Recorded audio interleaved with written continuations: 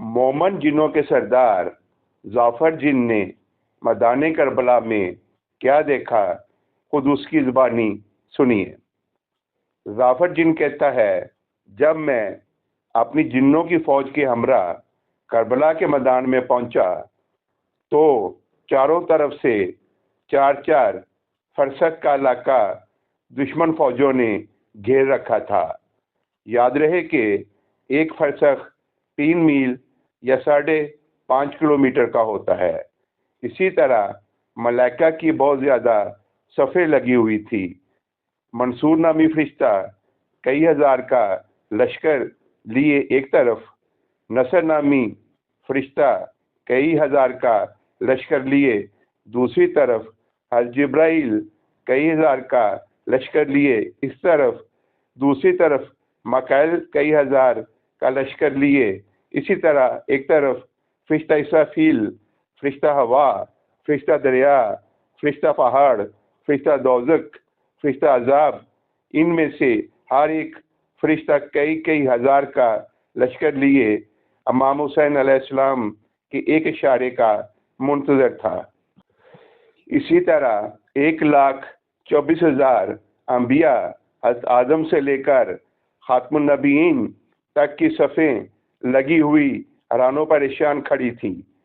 خاتم الانبیاء سرور کائنات اپنے دامن پھیلائے فرما رہے تھے، اے میرے پیارے بیٹے حسین، جلدی کرو، جلدی کرو، بے شک ہم تمہارے استقبال کے لیے کھڑے ہیں۔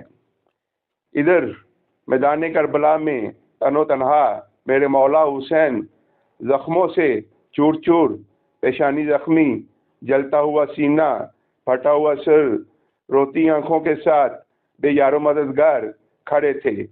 یوں ہی سانس لیتے تو خون فوارہ بن کر درہ کی سوراخوں سے ٹپک رہا تھا، لیکن آپ ملائکہ کی لگی صفوں کی پرواہ کیے بغیر اپنے خالق سے راز و نیاز کر رہے تھے، کسی ایک کی طرف بھی نگاہ نہیں فرما رہے تھے۔ مجھے بھی کوئی راستہ دینے کو تیار نہ تھا کہ جا کر امام حسین کی قدم بوسی کر سکوں۔ میں بھی دور سے امام حسین کے امتحان کی منزلوں کو دیکھ کر حیران و پریشان کھڑا تھا کہ اچانک میرے امام نے سر غربت بلند کیا اور مجھے دیکھا اور اپنی ایک پلک سے مجھے اشارہ فرمایا، اے ظفر میرے پاس آ جاؤ۔ یہ بات سن کر تمام ملائکہ میری طرف دیکھنے لگے اور مجھے راستہ دینے لگے۔ میں نے بھی جلدی سے اپنے آپ کو مولا حسین کے قدموں میں پہنچایا اور عرض کی، مولا میں 30,000 کے لشکر کے ساتھ آپ کی نصرت کے لیے حاضر ہوں، حکم فرمائیے۔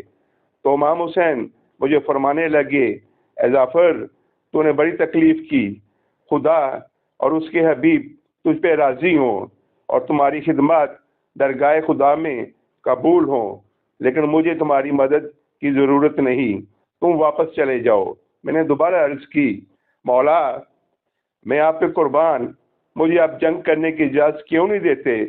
تو امام فرمانے لگے، تم تو ان کو دیکھ رہے ہو لیکن وہ تمہیں نہیں دیکھ رہے، اور یہ بات جوامردی کے خلاف ہے کہ وہ کہیں کہ حسین نے ہمیں نہ دیکھنے والی ہوائی مخلوق سے مروا دیا۔ تو میں نے عرض کی، مولا ہم انسانوں کا روپ دھار لیتے ہیں، اگر اس صورت میں قتل بھی ہو گئے تو رضا الہی کے راستے میں شہید ہوں گے۔ تو امام حسین مجھے فرمانے لگے، ظفر اب زندہ رہنے کی چاہت نہیں، اب تو صرف دیدار خدا بندی کی آرزو ہے، تم اپنی جگہ واپس پلٹ جاؤ اور میری اب نصرت کرنے کی بجائے مجھ پہ گریا اور عزاداری کرنا، اور تمہاری یہ عزاداری اور گریا میرے زخموں کی محرم بنے گی۔ اسی کے ساتھ آپ سے اجازت چاہتا ہوں، اپنا خیال رکھیے گا اور اس ناچیز کو دعاؤں میں یاد رکھیے گا۔ اللہ نگہبان۔